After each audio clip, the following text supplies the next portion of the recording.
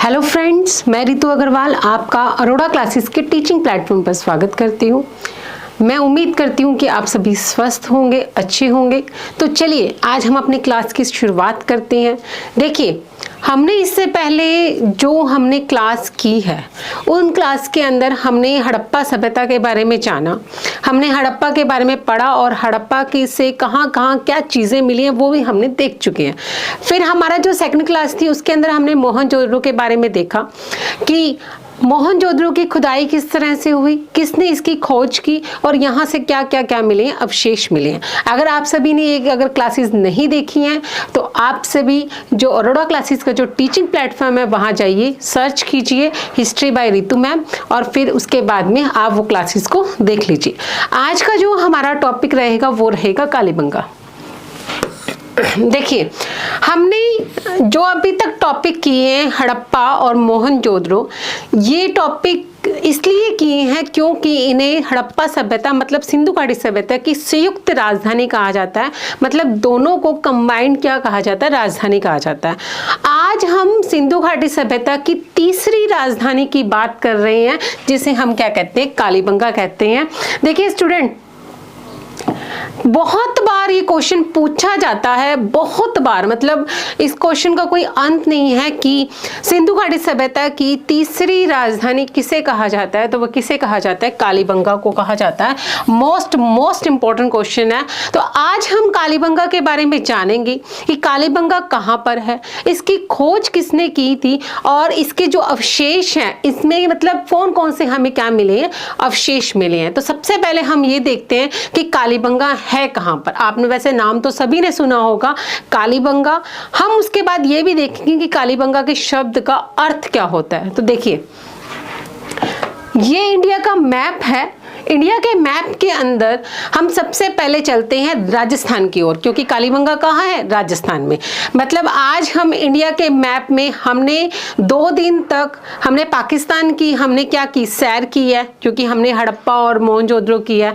आज हम किसकी सैर करने वाले हैं, राजस्थान की, और राजस्थान में भी कहाँ की, हनुमानगढ़ की सैर करने वाले हैं। तो देखिए, ये कौन सा पार्ट है, ये राजस्थान का पार्ट है इंडिया के मैप के अंदर, ठीक है। ये राजस्थान का पार्ट है और इस राजस्थान के पार्ट के अंदर ये जो हनुमानगढ़ है, हनुमानगढ़ में जो नदी है घग्गर नदी, कौन सी नदी है, घग्गर नदी, ठीक है। यहां पर क्या है, आपका कालीबंगा है। कालीबंगा कहां पे है, राजस्थान के हनुमानगढ़ जिले में। ये क्या है, राजस्थान है। और राजस्थान का जो हनुमानगढ़ जिला है वहां पर इसकी क्या हुई थी, खोज हुई थी। और कौन सी नदी,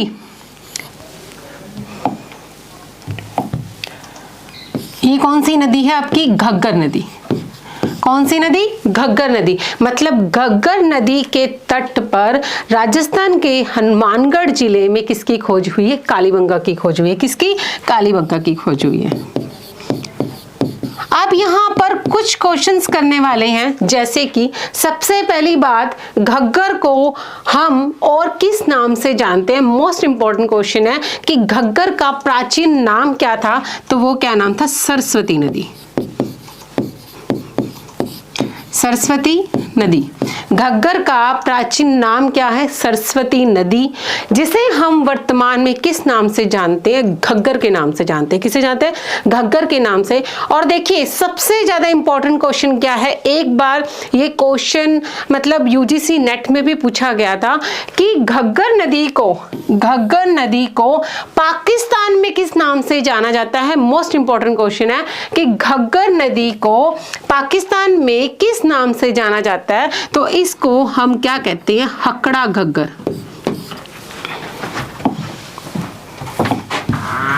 किस नाम से जानते हैं, हकड़ा घग्गर के नाम से। मोस्ट इंपॉर्टेंट क्वेश्चन है कि कालीबंगा को घग्गर को पाकिस्तान में किस नाम से जाना जाता है, तो वो जाना जाता है हकड़ा घग्गर के नाम से ही जाना जाता है। तो देखिए कितने सारे क्वेश्चन निकल के आते हैं कि सबसे पहली बात, कालीबंगा कहाँ पे है? राजस्थान में। कौन सी नदी, कौन से जिले में? हनुमानगढ़ जिले में, क्योंकि ये क्या है? हनुमानगढ़ जिला है। ठीक है, हनुमानगढ़ जिले में कौन सी नदी के तट पर? घग्गर नदी। घग्गर नदी का प्राचीन नाम क्या है? सरस्वती नदी। घग्गर को पाकिस्तान में किस नाम से जानते हैं, तो वो किस नाम से जानते हैं? हकड़ा घग्गर के नाम से जानते हैं। क्लियर? बात समझ में आई? यहां तक समझ में आ गया। देखिए उसके बाद हम बात करते हैं सबसे पहले कि कालीबंगा शब्द का अर्थ क्या है। कालीबंगा शब्द का अर्थ क्या है? मैं उम्मीद करती हूँ कि आपको इतना समझ में आ गया होगा कि कालीबंगा कहाँ पे है? राजस्थान में। राजस्थान के कौन से जिले में? हनुमानगढ़ में। हनुमानगढ़ में कौन सी नदी? घग्गर नदी। घग्गर का प्राचीन नाम क्या है? सरस्वती नदी। और घग्गर को पाकिस्तान में किस नाम से जाना जाता है? हकड़ा घग्गर के नाम से जाना जाता है। मोस्ट इंपॉर्टेंट क्वेश्चन है। क्लियर? बात समझ में? इसके बाद हम बात करते हैं कि कालीबंगा शब्द का अर्थ क्या है। देखिए सबसे पहले हम अर्थ की बात करते हैं कि कालीबंगा शब्द का अर्थ क्या है। तो देखिए कालीबंगा दो शब्दों से मिलकर बना है।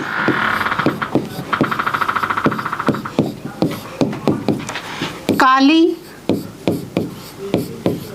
प्लस बंगा। देखिए राजस्थान में जो बंगा शब्द है उसका मतलब होता है चूड़ियां।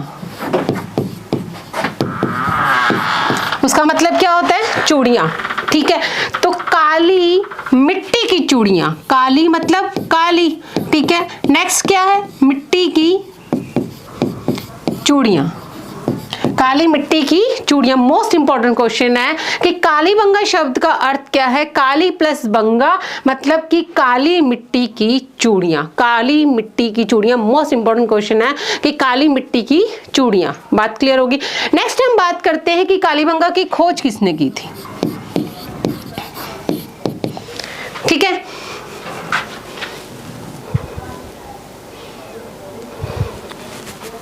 देखिए कालीबंगा की जब हम खोज की बात करते हैं तो इसके दो स्टेप हैं। एक आता है 953 और एक आता है 961 से लेकर 69 तक। ठीक है, 953 मतलब 1953 का मतलब क्या है? एक व्यक्ति थे जिनका नाम था अमलानंद घोष। ठीक है, और यहां पे आएगा बीबी लाल और बीके थापर। ठीक है, अब मैं आपको एक चीज बताती हूँ अगर आपको याद करना है तो। ठीक है, सबसे पहले 1953 में अमलानंद घोष आए, मतलब उन्होंने घोषणा करवाई कि यहाँ पर राजस्थान के हनुमानगढ़ जिले में घग्गर नदी के पास में कुछ दबा हुआ है। क्या करवाई? घोषणा करवाई। क्या करवाई? घोषणा करवाई। तो अमलानंद घोष ने सबसे पहले कालीबंगा की तरफ हमारा ध्यान क्या किया? आकर्षित किया। उन्होंने ये बताया कि यहाँ पर कुछ दबा हुआ है। बात क्लियर होगी। नेक्स्ट हम बात करते हैं, जब इन्होंने ये घोषणा करवाई, ठीक है, घोषणा करवाई, जब लोगों को बताया तो एक व्यक्ति थे जो क्या थे? काले थे। क्या थे? काले थे। तो उन्होंने जब ये न्यूज़ सुनी, उन्होंने क्या सुनी? न्यूज़ सुनी। तो घोष के ऊपर मतलब अमलानंद के ऊपर क्या लगाई? थापर। थापर राजस्थान में एक वर्ड आता है थाप। थाप मतलब होता है थप्पड़। थाप मतलब क्या होता है? थप्पड़। तो उन्होंने क्या किया?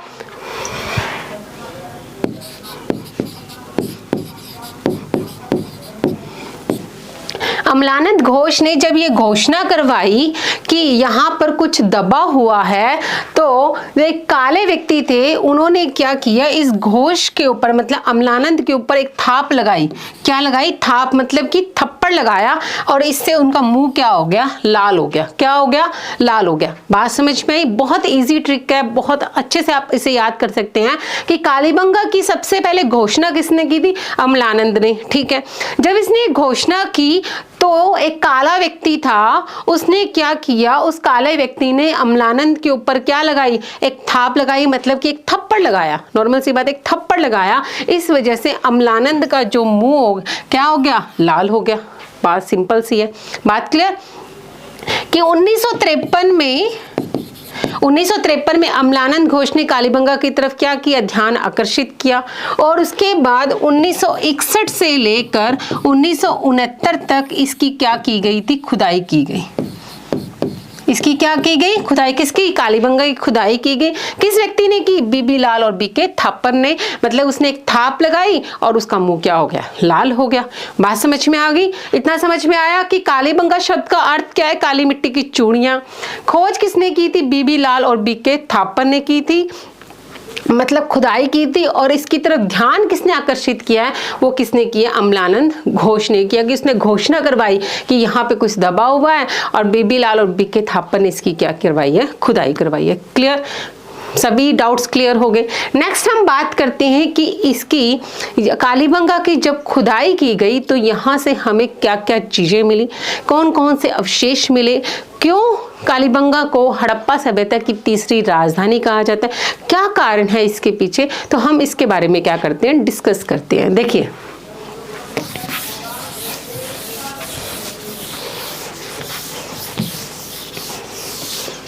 सबसे पहले हम इसकी खुदाई से जो हमें अवशेष मिले, हम उनके बारे में बात करते हैं। तो देखिए,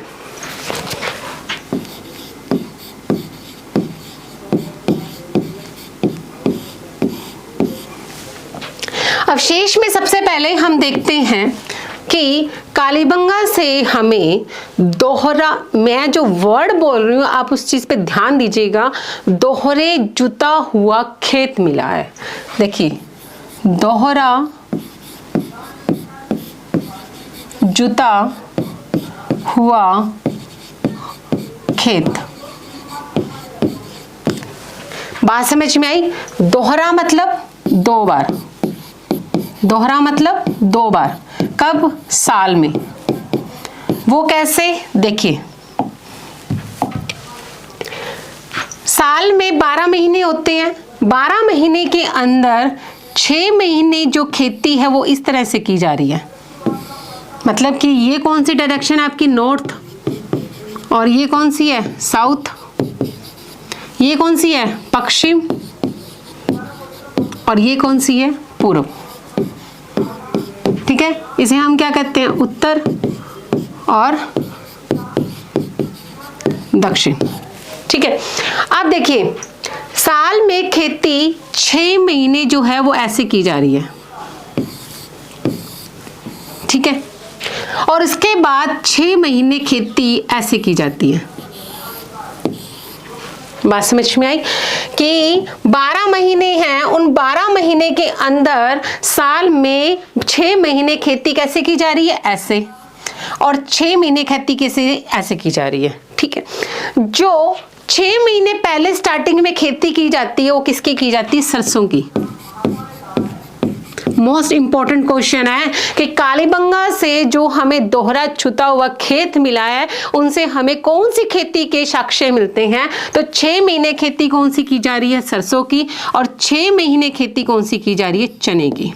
मतलब पहले 6 महीनों में सरसों की और दूसरे 6 महीनों में कैसे की जा रही है, चने की। मतलब एक साथ क्या किए जा रहे हैं, 2 बार खेत जोते जा रहे हैं। बात समझिए, मतलब दोहरे जुते हुए खेत मिले हैं कि 6 महीने खेती सरसों की और 6 महीने खेती कैसे की जा रही है, चने की। या फिर ये कह लीजिए कि एक बार सरसों का खेत बोया जा रहा है इस साइड से और दूसरी साइड से कैसे किया जा रहा है, चने का खेत बोया जा रहा है। तो मोस्ट इंपॉर्टेंट क्वेश्चन है कि दोहरे जुते हुए खेत के साक्ष्य हमें कहां से मिले हैं, तो वो हमें कहां से मिले, कालीबंगा से। ठीक है, नेक्स्ट हम बात करते हैं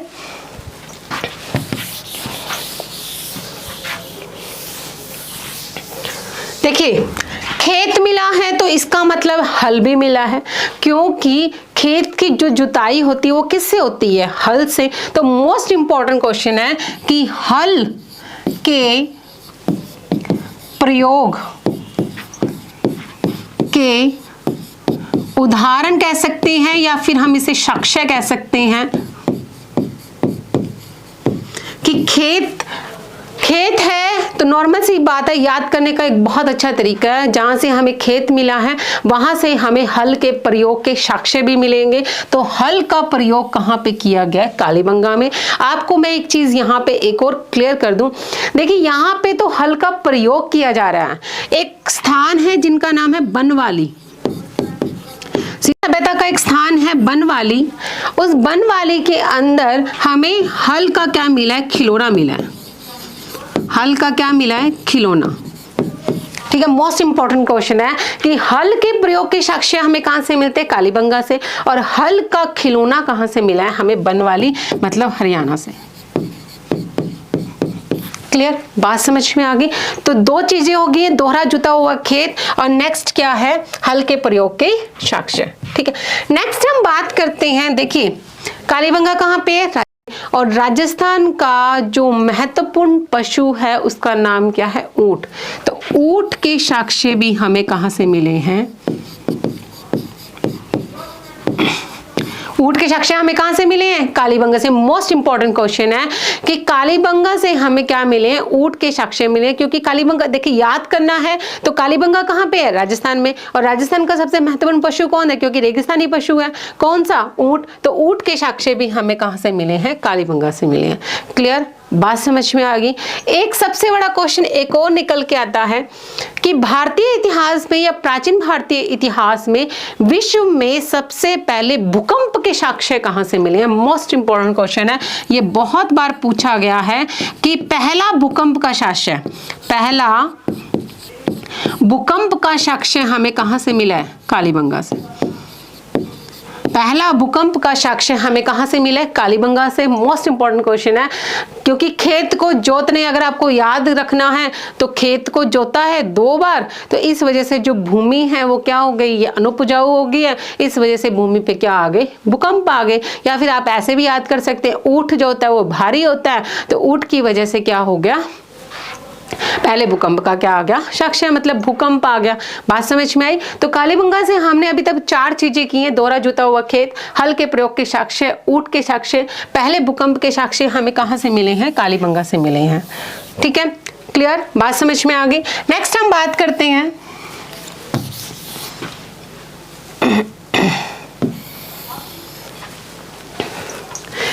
देखिए हम यहां पे बात करते हैं दुर्ग टीला।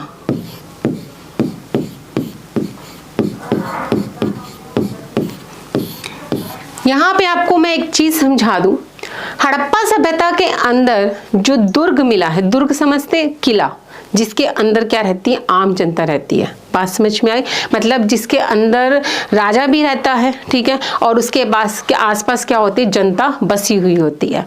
देखिए हड़प्पा के अंदर हमें 2 तरह के दुर्ग मिले हैं, 2 तरह के टीले मिले। एक टीला ये है और एक टीला ये है। बात समझने वाली है, समझिएगा। हमें 2 टीले मिले हैं, एक ये टीला मिला है और एक ये टीला मिला है। ठीक है, हड़प्पा के अंदर। अब होता क्या है कि ये जो टीला होता है इसमें क्या रहती है? आम जनता रहती है। सॉरी, इस टीले के अंदर राजा रहता है, ठीक है, और इस टीले के अंदर कौन रहती है? आम जनता रहती है। ठीक है, अब सबसे ज्यादा प्राचीन भारतीय इतिहास की अगर हम बात करते हैं तो सबसे ज्यादा सुरक्षा किसे चाहिए होती है? राजा को चाहिए होती है, क्योंकि सबसे ज्यादा खतरा किसके ऊपर होता है? राजा के ऊपर।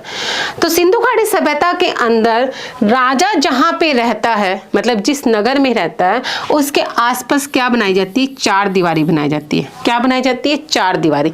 4 दीवारी को ही हम क्या कहते हैं? दुर्ग कहते हैं। क्या कहते हैं? दुर्ग मतलब टीला, जिसके आसपास चारों ओर क्या सुरक्षित 4 दीवारी बनाई जाती है, उसे हम क्या कहते हैं? दुर्ग कहते हैं। तो जहां पे राजा रहता है उसके चारों ओर साइड क्या बनाई जाती है? एक दीवार बनाई जाती है, जिससे कि राजा क्या रह सके? सुरक्षित रह सके। ठीक है, इस टीले को हम, इस साइड को हम दुर्ग टीला भी कह देते हैं।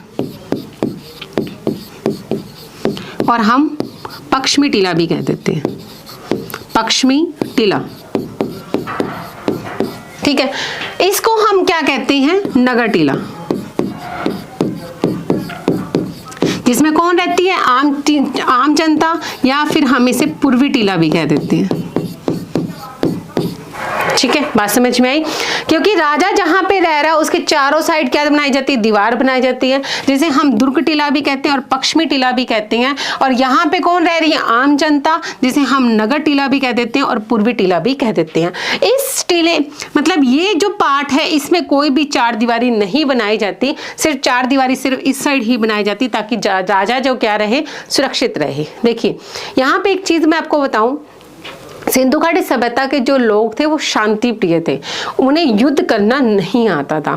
तो फिर आप मुझे ये कहेंगे कि फिर मैम आपने ये चार दीवारी क्यों बनाई, इसलिए बनाई है क्योंकि सबसे ज्यादा खतरा था उन्हें चोरों से, क्योंकि सिंधु घाटी सभ्यता में चोरियां बहुत होती थी।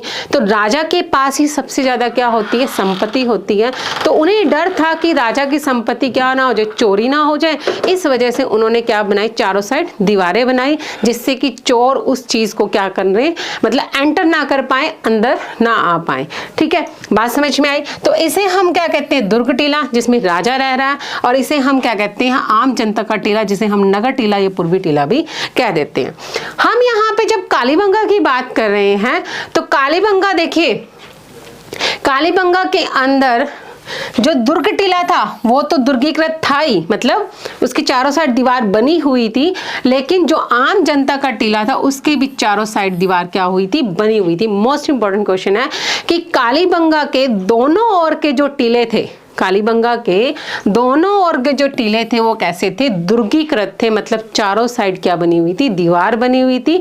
जितनी सुरक्षा राजा को जरूरी है उतनी ही सुरक्षा आम जनता को भी क्या है, जरूरी है। तो मोस्ट इंपॉर्टेंट क्वेश्चन है कि कालीबंगा के मतलब कौन सा ऐसा स्थान है सिंधु घाटी सभ्यता का कि इसमें दोनों ओर के टीले क्या हैं, दुर्गीकृत हैं, तो वो कौन सा है, कालीबंगा। क्लियर, क्योंकि इस साइड भी टीला बना, दुर्ग बना हुआ है, और इस साइड भी क्या बना हुआ है, दुर्ग बना हुआ है।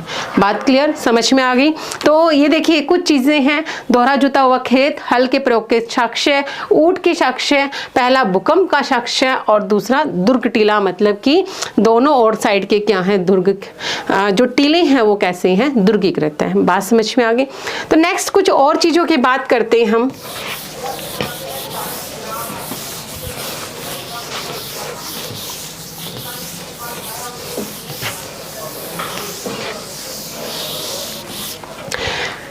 एक चीज और, हड़प्पा मतलब सिंधु घाटी सभ्यता के अंदर हमें जितनी भी नालियां या घर मिले हैं वो पक्की ईंटों से बने हुए हैं। क्या बने हुए हैं, पक्की ईंटों से।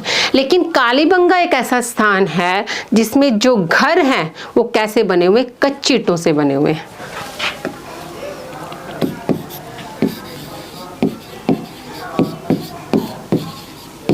कच्ची ईंटों से बने हुए हैं। ठीक है, तो आप इस बात से क्या अनुमान लगाते हैं कि कालीबंगा के जो लोग थे मतलब वो कैसे थे, गरीब थे, उनकी जो स्थिति थी वो कैसी थी, गरीबों वाली थी। इस वजह से हम कालीबंगा को गरीबों की बस्ती भी कहते हैं।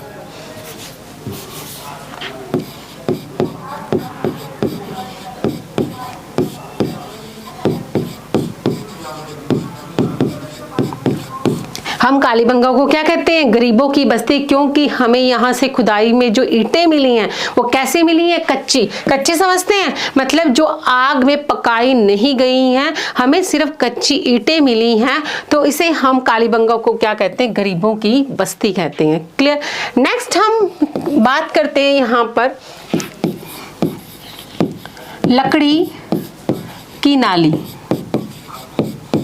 देखिए ये भी बहुत अच्छा क्वेश्चन है, क्योंकि कालीबंगा एक ऐसा स्थान है जहां पर हमें किसी भी नाली के साक्ष्य नहीं मिले हैं।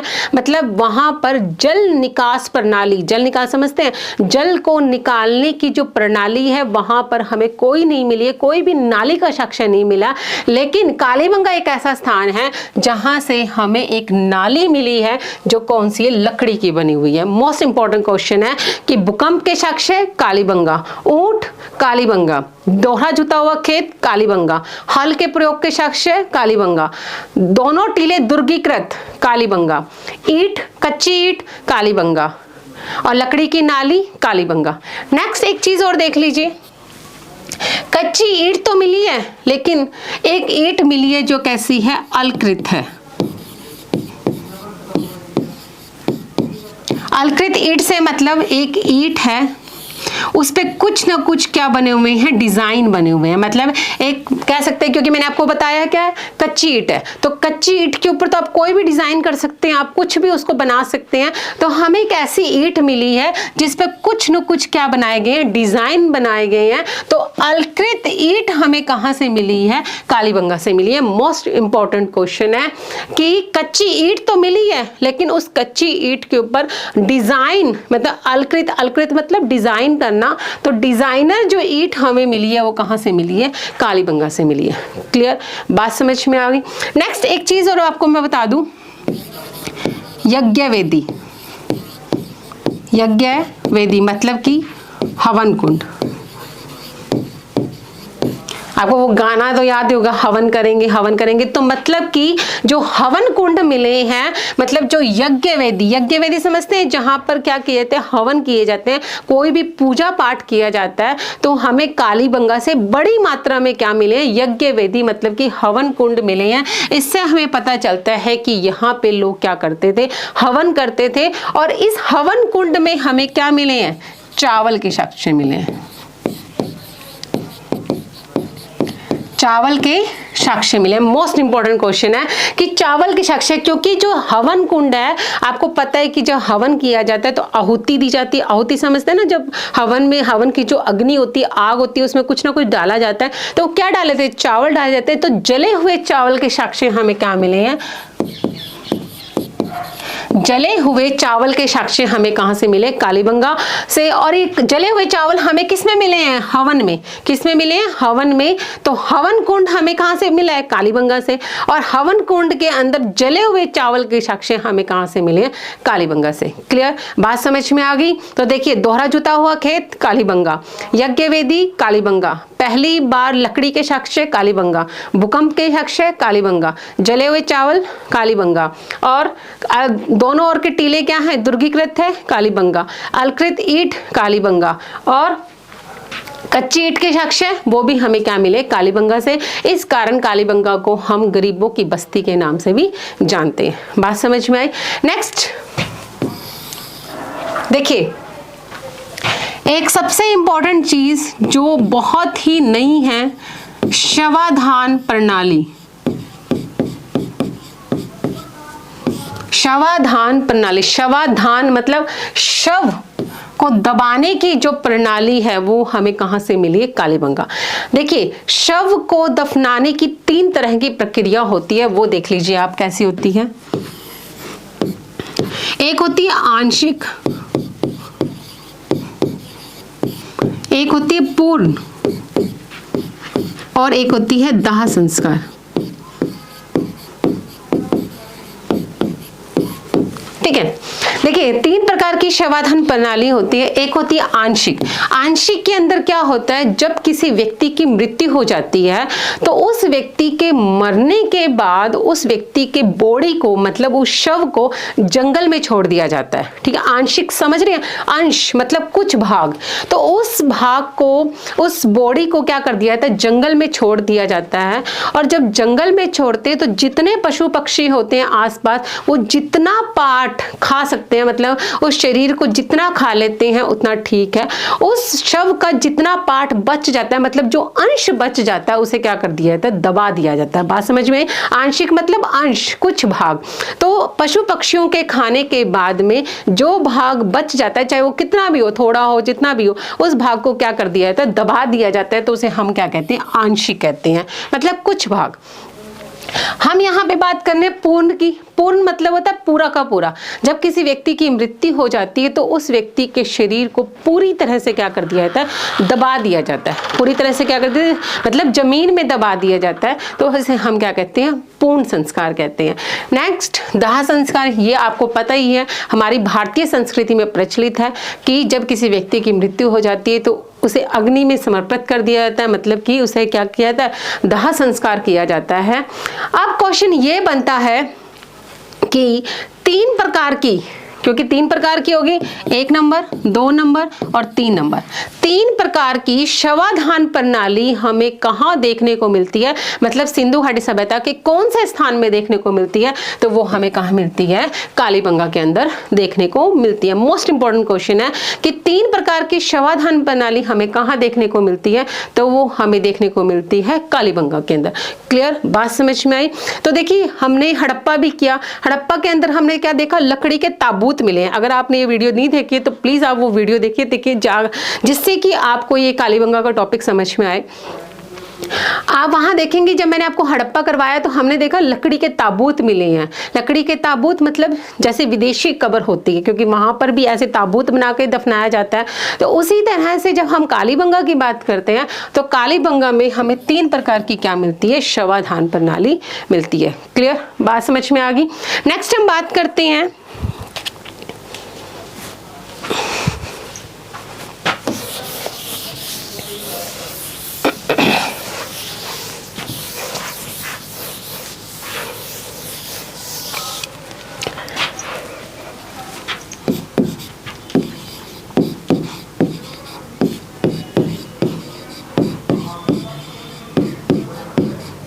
शल्य चिकित्सा। शल्य चिकित्सा समझते हैं, मतलब कि ऑपरेशन। कालीबंगा से हमें एक ऐसी खोपड़ी मिली है जिसके अंदर क्या है, छेद है, मतलब कि हमें एक ऐसी खोपड़ी मिली है, इस खोपड़ी के अंदर क्या है, छेद है। मतलब ऐसा लगता है कि इस खोपड़ी की क्या किया गया, इस ऑपरेशन किया गया है कि मतलब उस खोपड़ी के अंदर, मतलब जो सिर का जो पार्ट होता है उसे हम खोपड़ी कहते हैं, तो उस खोपड़ी के अंदर क्या टांके लगे हुए हैं, हम तो कुछ कह सकते हैं, मतलब ऑपरेशन हमें नजर आता है। तो शल्य चिकित्सा के जो प्रमाण है, मतलब ऑपरेशन के जो प्रमाण है, वो हमें कहाँ से मिलते हैं, कालीबंगा से। बात समझ में आई कि शल्य चिकित्सा के प्रमाण हमें कहां से मिलते हैं, कालीबंगा से। क्लियर, बात समझ में आ गई? नेक्स्ट हम बात करते हैं, देखिए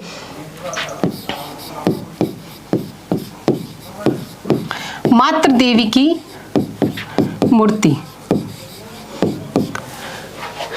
सिंधु घाटी सभ्यता के जितने भी स्थान है वहां से हमें सभी से मातृ देवी की मूर्तियां मिली हैं, क्योंकि हमें पता है कि सिंधु घाटी सभ्यता का जो समाज था वो कैसा था, मातृ सत्तात्मक था, मतलब कि माता का क्या था, शासन था, मतलब कह सकते हैं माता की सुनते थे।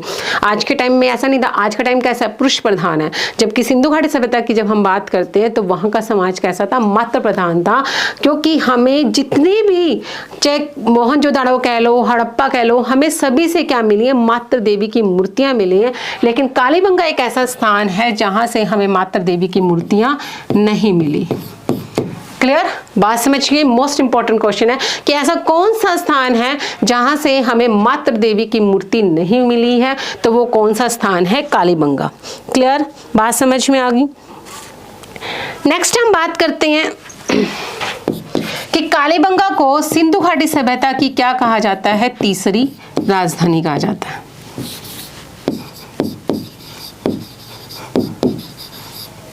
क्लियर, बात समझ में आ गई? देखिए आज हमने कालीबंगा के बारे में ये पढ़ा कि कालीबंगा की खोज कहाँ पे हुई, राजस्थान के हनुमानगढ़ जिले में घग्गर नदी के तट पर। किसने किसने की थी, सबसे पहले घोषणा किसने करवाई, अमलानंद घोष ने, और फिर बाद में थाप किसने मारी थी जिससे उसका मुंह लाल हो गया, बीबी लाल और बीके थापर ने। कौन सी नदी, घग्गर नदी। घग्गर नदी को किस नाम से जानते थे, सरस्वती नदी। सरस्वती नदी को पाकिस्तान में किस नाम से जानते हैं, हकड़ा घग्गर। मोस्ट इंपॉर्टेंट क्वेश्चन है, बहुत बार रिपीट हुआ है। फिर हमने ये देखा कि इसकी खुदाई से हमें कौन कौन से अवशेष मिले। मैं उम्मीद करती हूँ कि आपको जो ये खुदाई से जो अवशेष हमें मिले हैं वो आपको याद हो गए, क्योंकि कालीबंगा एक ऐसा टॉपिक है जो हर पेपर के, चाहे कोई भी आप कॉम्पिटेटिव एग्जाम कर दे रहे हैं, किसी भी पेपर की तैयारी कर रहे हैं, उसके लिए कालीबंगा बहुत ही मोस्ट इंपॉर्टेंट टॉपिक है। यहाँ से 1 या 2 क्वेश्चन हमेशा पूछे जाते हैं। तो मैं उम्मीद करती हूँ कि आज का जो आपको क्लास है वो समझ में आ गई होगी। अगर फिर भी अगर आपके कोई डाउट है तो हमारा जो कमेंट बॉक्स है उस पर आप टाइप कीजिए, उस पर बताइए कि आपको क्या समझ नहीं आया। उसके बारे में हम अगली क्लास में क्या करेंगे, डिस्कस करेंगे। ठीक है। इसी के साथ अगर आपको इस क्लास की पीडीएफ चाहिए तो मेरा जो टेलीग्राम चैनल है हिस्ट्री विद रितु मैम, वहाँ पर जाइए, उसको सब्सक्राइब कीजिए और क्लासेस से रिलेटेड जितनी भी आपको इंफॉर्मेशन है वहाँ पर दे दी जाएगी। आप अपने मोबाइल से भी सीधा स्कैन कर सकते हैं। तो आप मेरे टेलीग्राम चैनल पर जाइए हिस्ट्री विद रितु मैम, और वहाँ पर जाकर आपको जितनी भी क्लासेस की पीडीएफ है, जो भी मैटर है वो आपको मिल जाएगा। साथ ही साथ मेरा जो कूपन कोड है वो है AC512। अगर आप इसे यूज करते हैं तो आपको मतलब भारी मात्रा में क्या दिया जाएगा, डिस्काउंट दिया जाएगा। तो इसी के साथ हम मिलते हैं नेक्स्ट वीडियो में। अगर आपको ये वीडियो पसंद आया हो तो प्लीज लाइक कीजिए, शेयर कीजिए, सब्सक्राइब करिए अरोड़ा क्लासेस के टीचिंग प्लेटफॉर्म को। और मैं हमेशा से कहते ही हूँ, कमेंट करना ना भूलें। Thank you so much.